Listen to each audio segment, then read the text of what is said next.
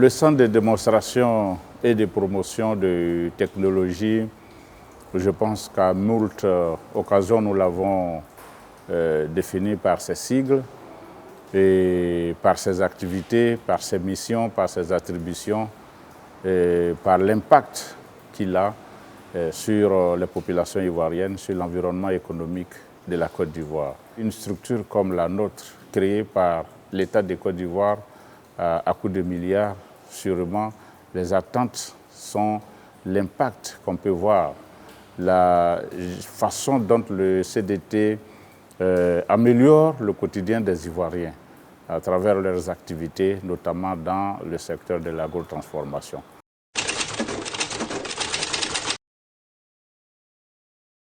Nous avons développé une activité qu'on a appelée les caravanes technologiques du CDT, qui nous permettent d'aller un peu partout en Côte d'Ivoire, d'aller dans les places publiques, d'aller dans les grands marchés, les petits marchés, les écoles, les centres communautaires.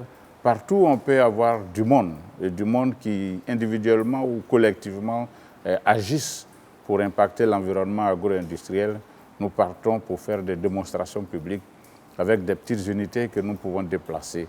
Et parce que nous nous voulons plus proches des Ivoiriens afin d'atteindre l'objectif qui est le nôtre, c'est-à-dire celui de la diffusion et de la vulgarisation des technologies en matière d'agrotransformation.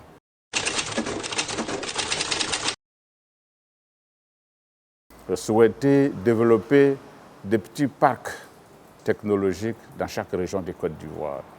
Il va consister de façon pratique à mettre ensemble 3 acteurs, dont le CDT, et ensuite les collectivités, qui sont les mairies et les régions, qui voudront bien sûr travailler avec nous. Donc l'idée pour nous, c'est de créer dans chaque chef-lieu de région un parc technologique, qui va être une boutique des machines, qui va être un marché ouvert, et qui va être un village des technologies, là où les Ivoiriens qui ont envie de réaliser des choses dans ces domaines viennent s'informer, viennent se former, viennent découvrir ce qu'on peut faire avec les différentes technologies. Et ça va donner l'occasion aux fabricants locaux de ces régions-là d'avoir un espace où ils peuvent être visibles.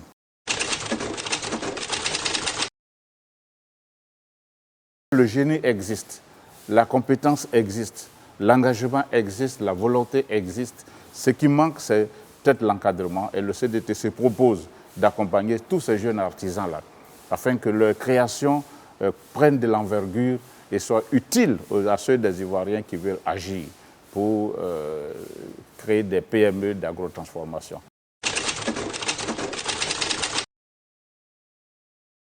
Le CDT a aujourd'hui son petit incubateur, un incubateur qui reçoit des jeunes Ivoiriens et qui viennent apprendre sur 2 mois, 3 mois, 4 mois.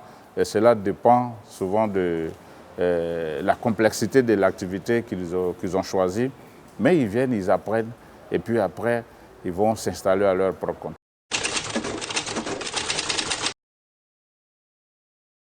Une des solutions pour nous, c'est vraiment de retenir certains sur le parc du CDT, les amener à s'habituer à l'environnement de production et ensuite même à être en contact avec leur cible commerciale pendant un moment et puis être accompagnés par nos équipes, les commerciaux encadrent sur le volet commercial, à connaître leur marché, à faire des prospections et à attaquer des cibles pour les fidéliser, etc., etc.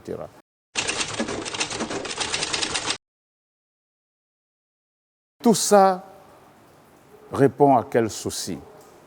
Le CDT a un positionnement stratégique dans la volonté de la Côte d'Ivoire d'aller vers une industrialisation plus structurée, plus rationnelle.